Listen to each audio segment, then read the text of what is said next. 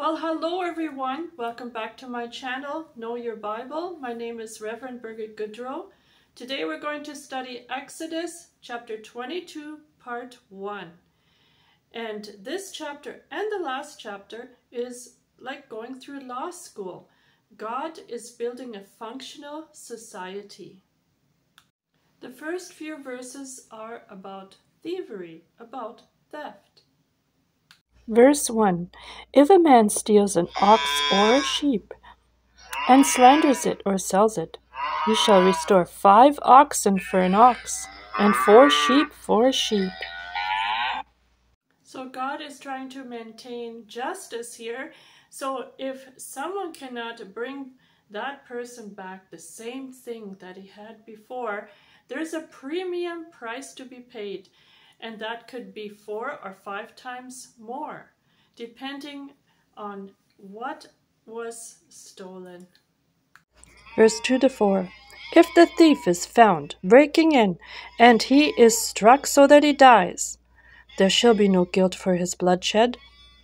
If the sun has risen on him, there shall be guilt for his bloodshed. He shall make full restitution. If he has nothing, then he shall be sold for his theft. If the theft is certainly found alive in his hand, whether it is an ox or a donkey or sheep, he shall restore double. So in the Torah or the Hebrew Bible, it's saying that you should not shed blood if someone is coming in to steal. And if it's daylight, that person needs to bring it right back. Verse 5.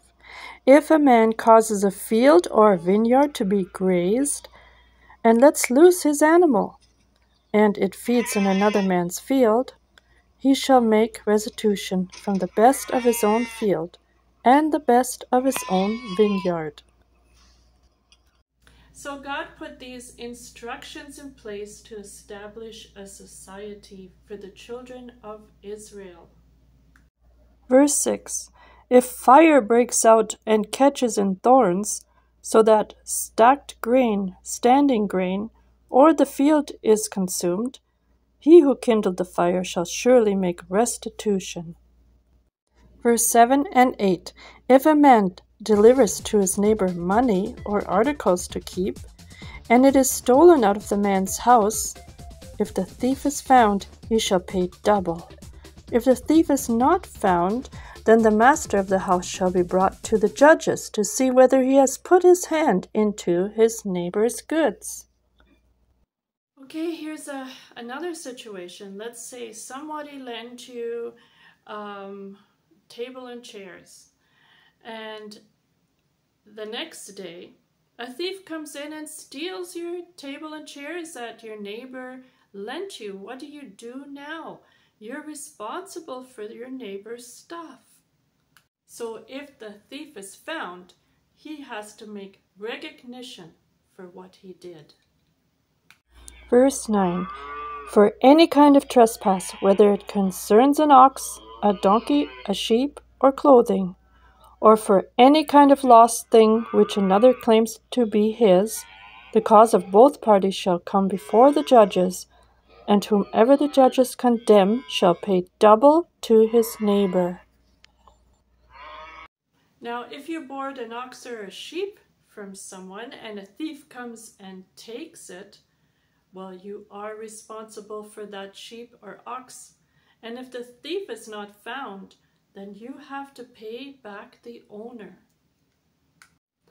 Someone might say, well, just because it's in my place, I'm really not responsible for your stuff. But you know what? You are responsible. Verse 10-13. If a man delivers to his neighbor a donkey, an ox, a sheep, or any animal to keep, and it dies, is hurt, or driven away, no one seeing it, then an oath of the Lord shall be between them both, that he has not put his hand into his neighbor's goods, and the owner of it shall accept that, and he shall not make it good. But if in fact it is stolen from him, he shall make restitution to the owner of it. If it is torn to pieces by a beast, then he shall bring it as an evidence, and he shall not make good what was torn. So here's another situation. Let's say you borrowed 5 sheep for, I don't know, a few weeks for whatever reason. And yeah, there comes here a wolf, a wild animal, and tears a sheep apart, 1 or 2 of them, whatever.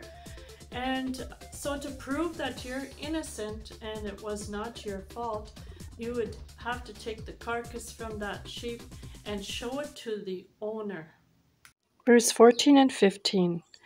And if a man borrows anything from his neighbor, and it becomes injured or dies, the owner of it not being with it, he shall surely make it good. If its owner was with it, he shall not make it good. If it was hired, it came from its hire. Now there could be some conflict in that situation, but in another situation where the neighbor is borrowing the ox to harvest and the owner comes with him and supervises the whole thing, and then something happens, well, it is the owner's responsibility. He was there, he was supervising, and he should have said something if something is not right with the ox.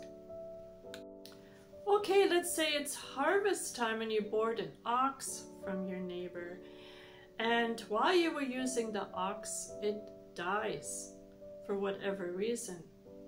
Now, is it the owner's fault?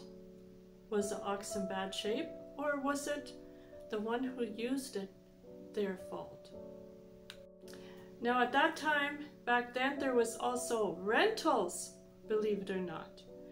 And so the rules were laid down like we have here as a rental car. Let's say, okay, they didn't rent a car, but they rented something else. And if we rent a car here and it's insured, the owner makes sure that everything is in best condition, and you're only renting it for a certain time, you're paying the owner a certain amount of money, then something goes wrong, well, it's the owner's fault. Just like here, if something goes wrong with the rental car, it goes back to the owner, and that person who rented it is not responsible anymore. And so how it was in the Torah back then with the children of Israel. Now today, these instructions are in our Bible, and they were in the Torah back then when Jesus was walking here on earth. And we know that Jesus made some changes. In the last chapter, we read where it says an eye for an eye and a tooth for a tooth. Well, Jesus changed that. He said, turn the other cheek. And there's many other instructions and laws here that God put in place was for that time and not for today's time. Some of you might know that the Pharisees, they believed in the Torah and these instructions, and when they seen Jesus do things differently, for an example, at this time, if a woman committed adultery, she was stoned. And if you remember where Jesus went up to the place where the wife who committed adultery was to be stoned, and he came up to everyone, he says, who is without sin, throw the first stone. Well, we all know what happened. She was not stoned. Jesus made a lot of changes. I want to thank you all for watching today and taking part in this lesson. I hope you learned something, and I hope to see you again next time as we continue in Exodus chapter 22, part 2. Till then, God bless you all.